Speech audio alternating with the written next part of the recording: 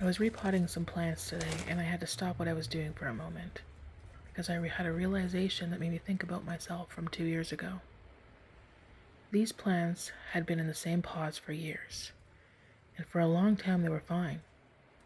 But slowly, quietly, they started showing me signs.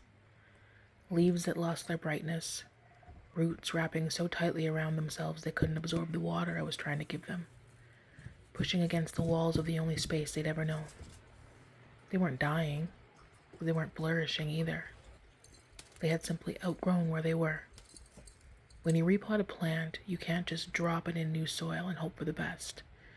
You have to loosen the roots first, break up the tight ball they've wrapped themselves into, clear out the old dirt they've been clinging to. Because if you don't, you can put them in the most beautiful new pot with the richest new soil, and a year later pull them out and find the roots never spread.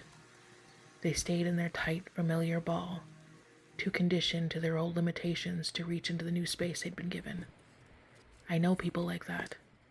I was a person like that. Comfortable in the wrong pot, showing all the signs of not flourishing, too afraid of being repotted to ask for more space. But here's what I know now from the other side of it. The repotting is terrifying. The roots get disturbed. Everything familiar gets shaken loose. It's uncomfortable and disorienting, and nothing feels certain for a while. And then, the roots spread, slowly, quietly, into soil they never had access to before. And everything that couldn't grow before finally does.